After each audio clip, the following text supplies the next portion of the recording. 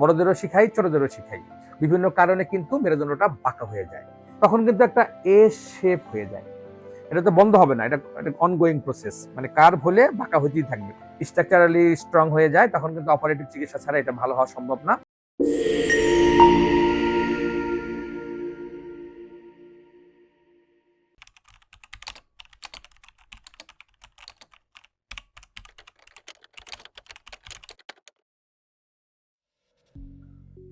আসসালামু আলাইকুম শুধু দর্শক মন্ডলী, আশা করি আপনারা সবাই ভালো আছেন। পেইন কিউর অ্যান্ড ফিজিওথেরাপি সেন্টারের পক্ষ থেকে আপনাদের সবাইকে শুভেচ্ছা এবং অভিনন্দন জানাচ্ছি। আজকে আমরা কথা বলবো মেরুদণ্ড বাঁকা হয়ে যাওয়া নিয়ে।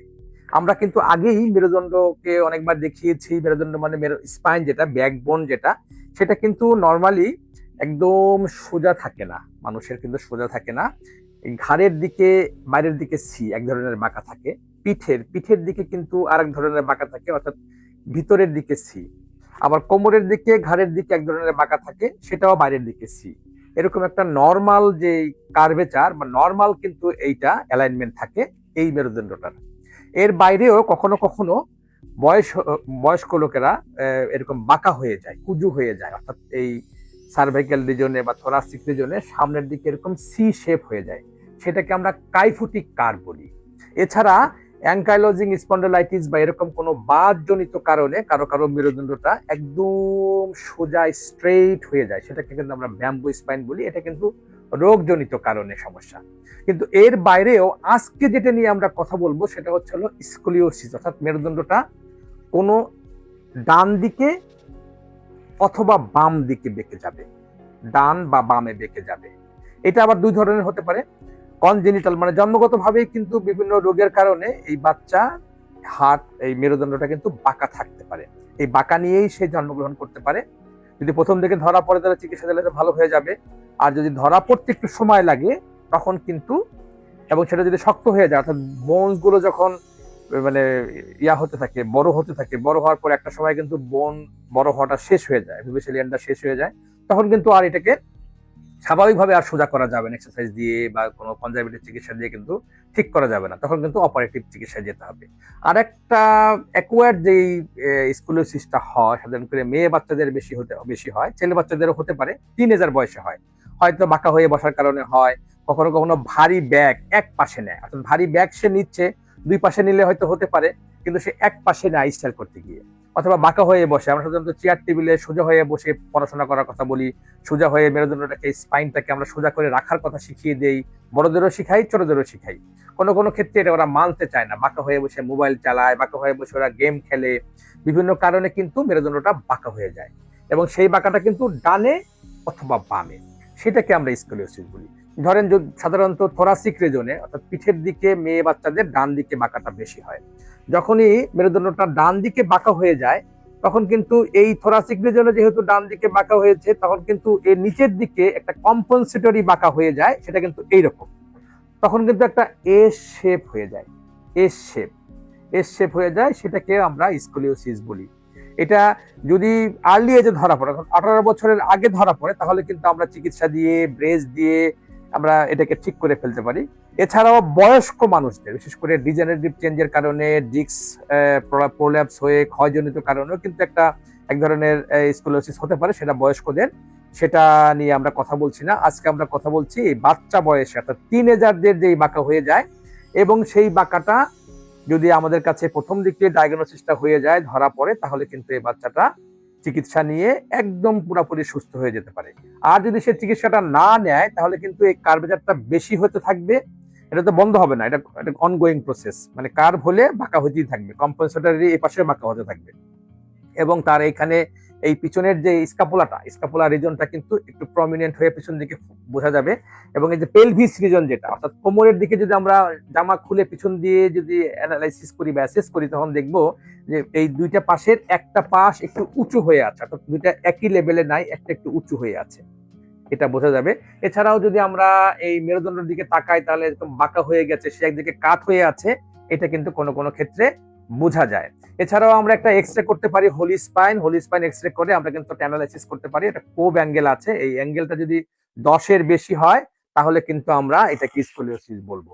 এবং সেটা যদি আর্লি এজে ধরা পড়ে, তাহলে কিন্তু আমরা কিছু ব্যায়াম আছে, কিছু নিয়ম কানুন আছে, এগুলো আমরা যদি করে শিখিয়ে দিতে পারি তাহলে আশা করা যায় যে এই মেরুদণ্ডটা বাঁকা থেকে একদম ভালো হয়ে যাবে এবং স্বাভাবিক জীবনে সে ফিরে আসতে পারে। আর যদি এটা বেশি বাঁকা হয়ে যায় এবং এজ একটু বেশি হয়ে যায়, 18 বছরের পরে হয়ে যায়, তখন কিন্তু এটা মানে স্ট্রাকচারালি স্ট্রং হয়ে যায়, তখন কিন্তু অপারেটিভ চিকিৎসা ছাড়া এটা ভালো হওয়া সম্ভব না। তখন কিন্তু শ্বাসকষ্ট হবে। এখানকার এই যে থোরাসিক রিজন, এই স্পাইনের সাথেই কিন্তু আমাদের এই যে লাংয়ের যে কেসটা, যেখানে আমরা আমাদের লাং থাকে, যেখানে আমরা শ্বাস প্রশ্বাস চালাই, আমাদের হাতটা যে কেসের মধ্যে থাকে, এটাও কিন্তু এটার সাথে লিঙ্ক আপ। অর্থাৎ এটা যখন বাঁকা হয়ে যাবে তখন এটাও কিন্তু একটু প্রমিনেন্ট হয়ে যাবে।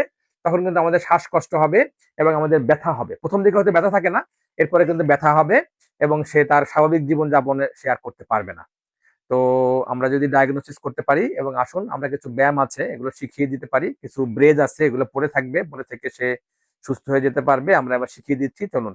হ্যাঁ, আমরা বলছিলাম স্কুলিওসিস, অর্থাৎ ডান সাইডে যদি স্কুলিওসিস হয় তাহলে প্রথম যে কাজটা করবে সেটা হচ্ছে মিররের সামনে বা আয়নার সামনে দাঁড়িয়ে তার যেই পাশটা বাঁকা হয়েছে তার উল্টা দিকে সে কার্ভ হবে। তার বাঁকা হয়েছে ডান দিকে, মানে ডান পাশটা হচ্ছে হলো কনভেক্স, উঁচু হয়ে আছে ডান পাশটা, তার মানে কি সে ডান পাশের এইখানে এভাবে দাঁড়াবে। এভাবে দাঁড়ায় এই হাতটা এরকম উঁচু করে বা এইরকম উঁচু করে এটাকে আয়নার সামনে দাঁড়িয়ে দাঁড়িয়ে সে এই দিকে বাঁকা হবে যতটা পারা যায়। 5 সেকেন্ড করে করে 10 বার, 5 সেকেন্ড করে করে 10 বার। এভাবে করতে পারে, এখানে রেখেও করা যায়। হ্যাঁ, 5 সেকেন্ড করে করে 10 বার, তাহলে আস্তে আস্তে আস্তে আস্তে কার্ভেচারটা রেডি, সোজা হলো। এরপরে তার তো ডান দিকে কাত হয়েছে, সে বাম দিকে এভাবে কাত হয়ে শুবে।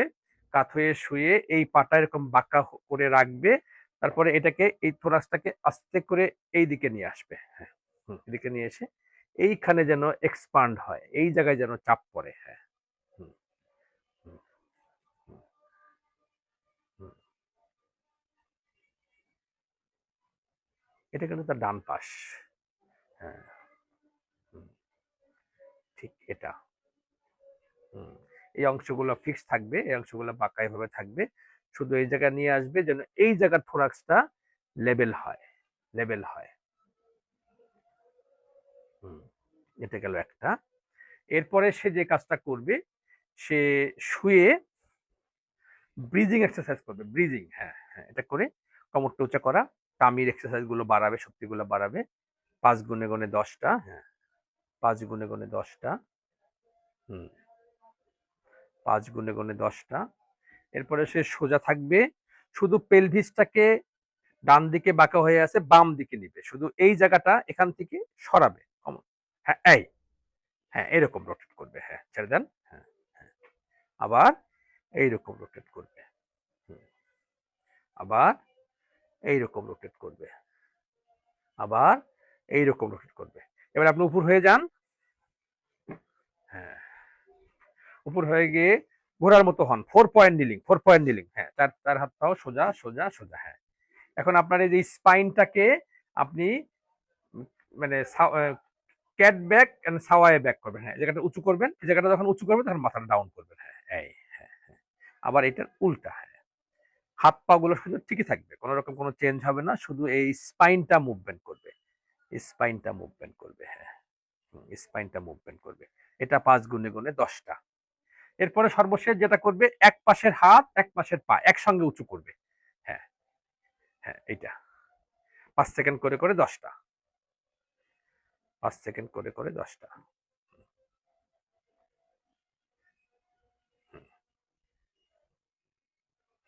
এবার আপনি একটু বসেন এখানে। হ্যাঁ, পা ঝুলিয়ে দেন।